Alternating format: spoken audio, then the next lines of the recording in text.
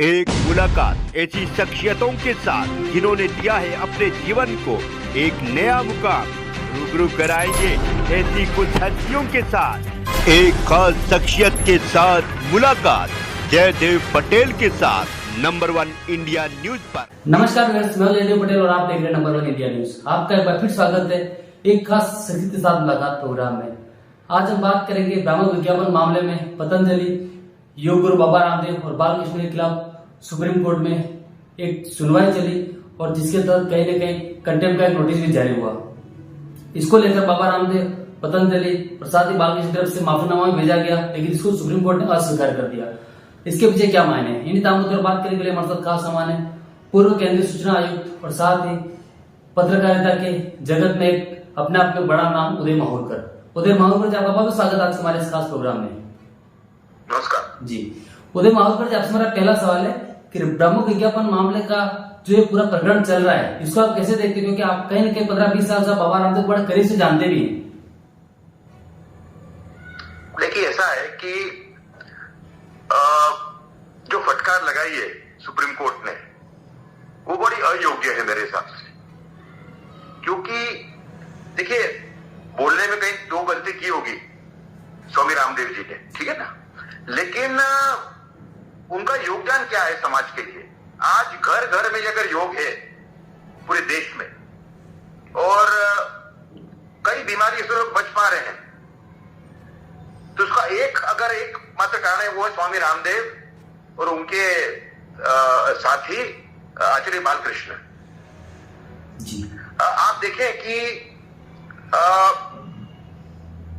इन्होंने एक research institute बनाई है, पतंजलि रिसर्च इंस्टीट्यूट हरिद्वार में, जिसमें 500 साइंटिस्ट काम करते हैं जी।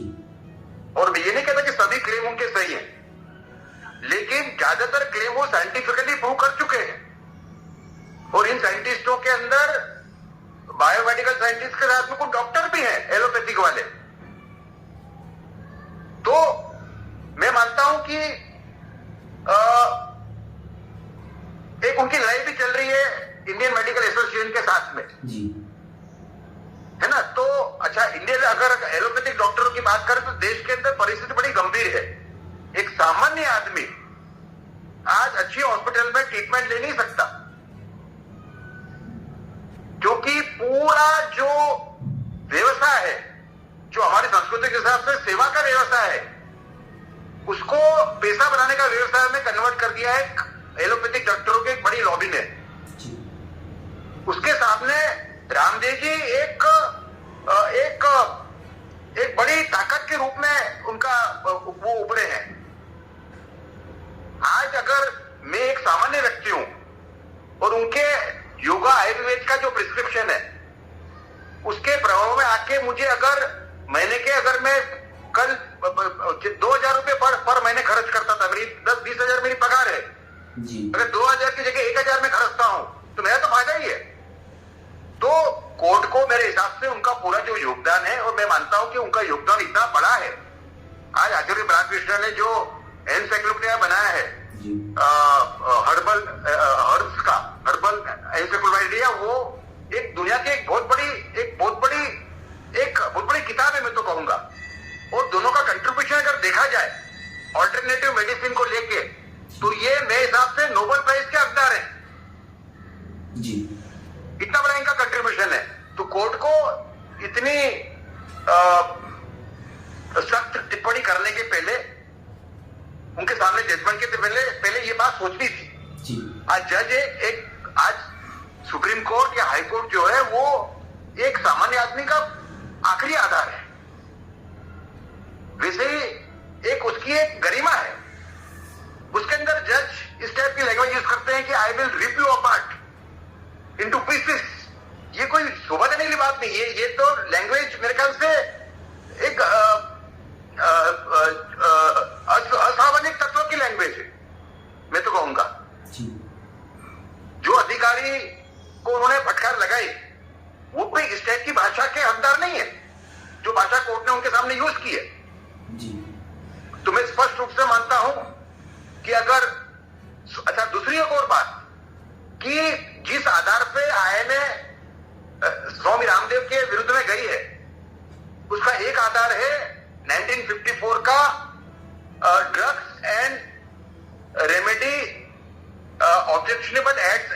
जी।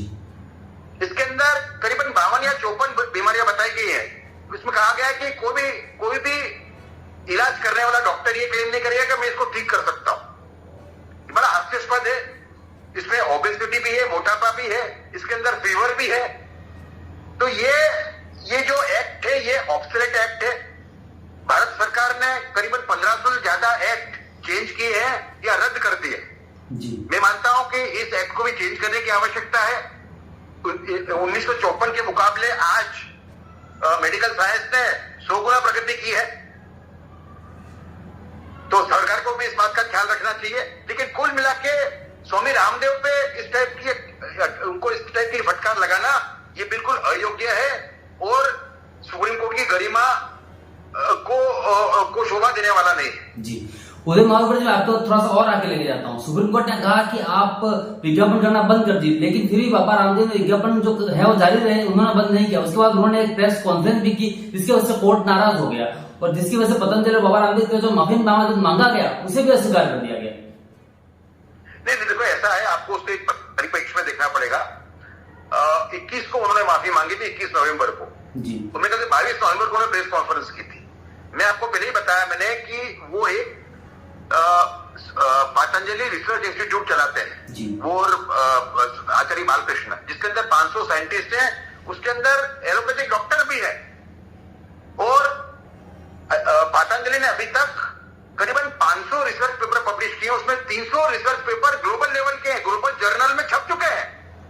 उसके आधार पर उन्होंने प्रेस कॉन्फ्रेंस की थी कि इतनी हमने इतनी शोध की है, वो हमारी शोध सही निकली है जी। और उसको विश्व की जर्नलों ने, मेडिकल जर्नलों ने उसको एक्सेप्ट किया है। तो डेमोक्रेसी में अपने आप को अपनी साइड बताने का पूरा अधिकार है, उसका कोर्ट का उल्लंघन नहीं कह सकते जी।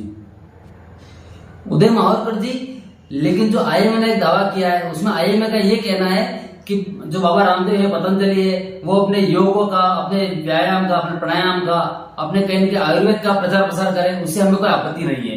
लेकिन आप कहीं ना कहीं उसके उलट आप जो एक एलोपैथी का जो बेवजह जो एक आलोचना करते हैं वो ठीक नहीं है।